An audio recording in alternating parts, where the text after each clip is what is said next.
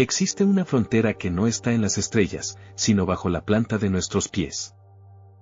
Una vasta llanura de lodo y roca que cubre más del 60% de la superficie del planeta y que, sin embargo, conocemos menos que los cráteres de la Luna. Imagina que el aire se vuelve sólido. Que cada paso que das hacia abajo añade el peso de un camión de carga sobre tu cabeza.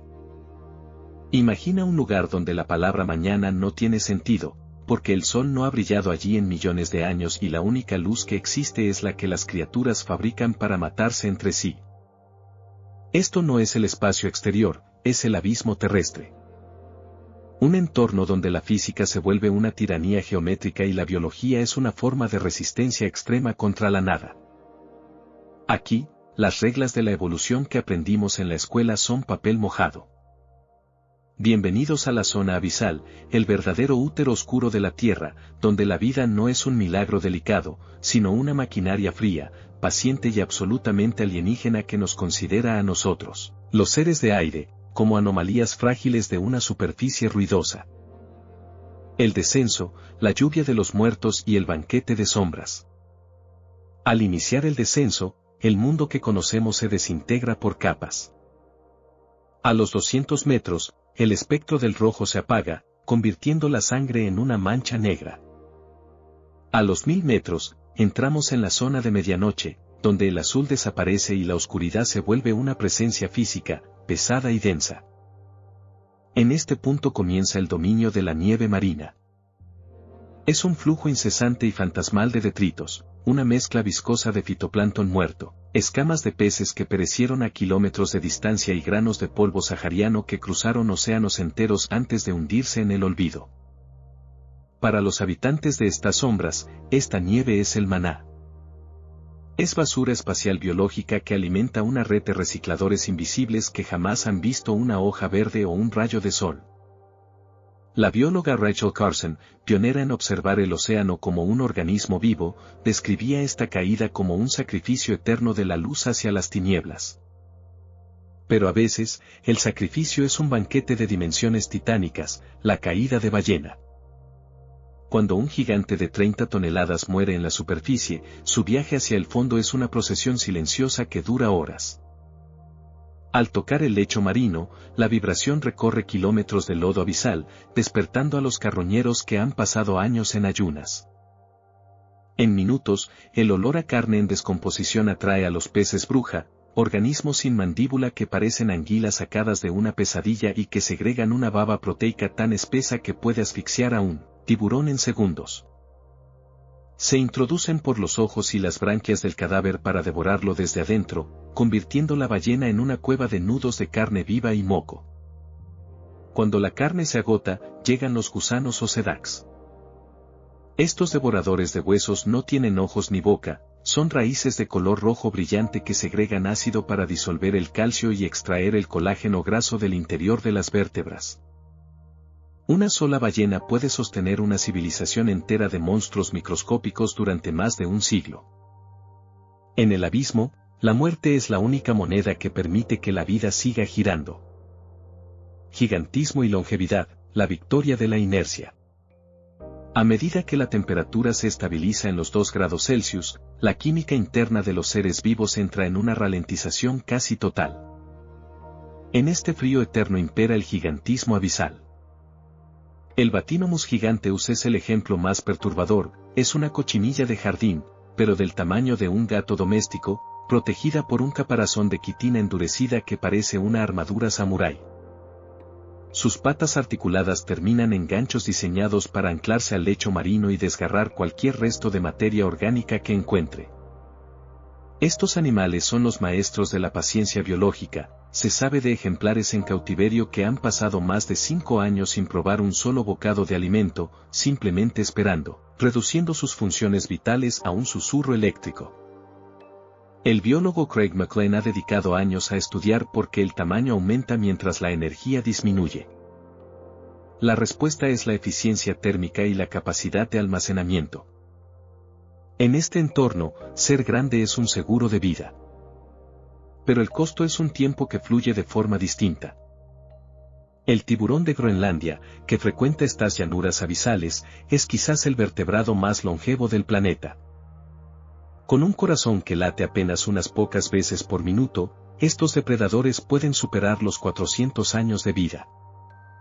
Algunos de los tiburones que hoy patrullan las profundidades en busca de carroña ya estaban allí cuando los conquistadores españoles llegaban a América. Su existencia convierte al abismo en una cápsula del tiempo donde la historia de la superficie es un ruido lejano y efímero. El teatro de la bioluminiscencia, luces que matan. En un mundo donde la visión no evolucionó para detectar el sol, la luz se convierte en una herramienta de engaño y muerte. Más del 90% de los organismos abisales producen su propia luz química, pero no para iluminar su camino, sino para escribir sentencias de muerte en la oscuridad. El pez demonio, Stomias boa, es un depredador con forma de aguja y una boca tapizada de dientes transparentes tan largos que nunca puede cerrarla por completo. A lo largo de su cuerpo, hileras de fotóforos emiten un brillo tenue que imita el poco resplandor que llega desde arriba, borrando su silueta para que los depredadores que lo miran desde abajo no puedan detectarlo. Es la guerra invisible de la contrailuminación. Sin embargo, nadie domina el engaño como el rape abisal. Su famosa linterna es en realidad una glándula llena de bacterias bioluminiscentes que el pez agita como si fuera un pequeño crustáceo en apuros. El rape permanece inmóvil, mimetizado con el lodo negro, hasta que la presa se acerca lo suficiente. En ese microsegundo, el pez abre una boca que puede dilatarse hasta 3 veces el tamaño de su propio cuerpo, creando una diferencia de presión que succiona a la víctima hacia un túnel sin salida. Pero el detalle más jugoso es su reproducción. Debido a la inmensidad del vacío, encontrar pareja es casi imposible. El macho, diminuto y ciego, busca el rastro químico de una hembra. Cuando la encuentra, la muerde y jamás la suelta. Sus tejidos se fusionan, sus vasos sanguíneos se conectan y el macho se convierte en un parásito permanente que pierde sus órganos y su voluntad, quedando reducido a una bolsa de esperma adherida al cuerpo de la hembra. Es un pacto de amor y horror biológico donde la individualidad se aniquila para que la especie no muera en la negrura absoluta. Las chimeneas del infierno, la biosfera del azufre. Si descendemos aún más, hacia las cordilleras volcánicas que recorren el fondo del mar, encontramos los fumadores negros. Son chimeneas de minerales que escupen agua a temperaturas superiores a los 400 grados Celsius. En la superficie, esa agua herviría instantáneamente, pero aquí abajo, la presión es tan masiva que el agua permanece en un estado líquido supercrítico, cargada de metales pesados y sulfuro de hidrógeno, un gas que mataría a cualquier ser humano en segundos. Sin embargo, alrededor de este infierno químico, la vida no solo existe, sino que estalla en un frenesí de biomasa. Aquí se rompió el dogma central de la biología. Durante décadas creímos que toda la energía venía del Sol. Pero la científica Colleen Cavanaugh demostró que aquí impera la quimiosíntesis. El gusano de tubo gigante, Rhytia pachiptila, crece hasta los 2 metros de largo sin tener boca, estómago ni ano. En su interior alberga billones de bacterias que procesan el azufre venenoso y lo transforman en azúcares para el gusano. Es una civilización alienígena de camarones ciegos con sensores de calor en la espalda y cangrejos yeti que cultivan bacterias en sus propias pinzas peludas para luego comérselas. Este ecosistema es el plan B de la Tierra. Si un cataclismo nuclear o el impacto de un asteroide apagara el Sol durante 1000 años, estas ciudades de azufre seguirían prosperando en la oscuridad, ignorando por completo que el mundo de arriba ha dejado de existir. La resistencia a Dal. El diseño del pez de cristal. Finalmente llegamos a la zona Hadal, bautizada así por Hades, el señor del inframundo griego. Son las fosas que se hunden más allá de los 7000 metros. Aquí la presión es de 1100 atmósferas, equivalente a tener una flota de portaaviones descansando sobre tu pecho.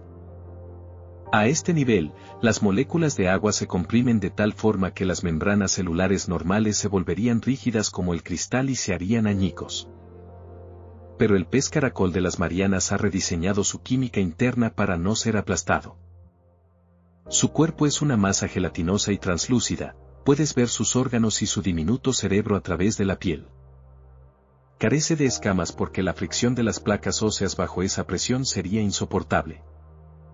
Pero su secreto más profundo es el TMAO, una molécula que actúa como un andamio químico para que sus proteínas no se deformen bajo el peso del océano. Este pez es un prisionero absoluto de su propia perfección evolutiva, su libertad es su muerte. Si intentaras rescatarlo y subirlo a la superficie, la falta de presión haría que sus células se hincharan y sus tejidos se desintegraran como azúcar en el agua. Recientemente, exploradores como Víctor Vescovo han llegado a estos abismos extremos solo para encontrar una verdad amarga, incluso a 11.000 metros de profundidad, donde ningún humano puede sobrevivir. Ya hay rastros de microplásticos y productos químicos industriales en los estómagos de los anfípodos. El abismo ya no es el lugar virgen que creíamos, es el vertedero final de nuestra arrogancia superficial. El eco de lo desconocido y el susurro del miedo. El abismo es una cámara de resonancia perfecta.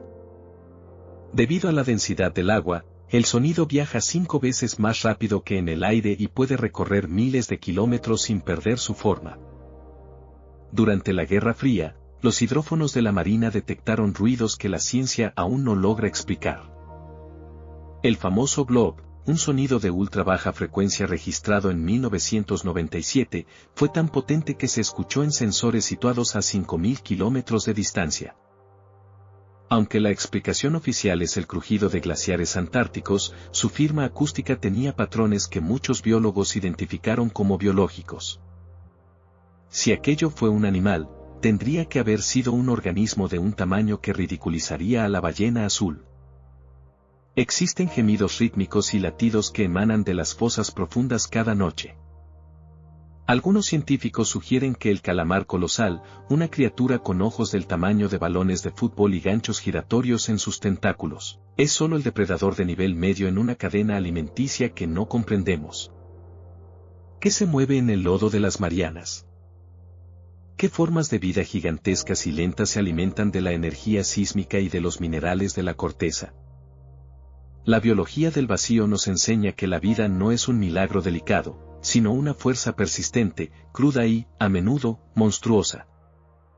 Mientras tú sigues con tu rutina, recuerda que a kilómetros bajo tus pies, un pez caracol está resistiendo el peso de un imperio en total silencio, y un gusano está disolviendo el hueso de una ballena que murió antes de que tú nacieras.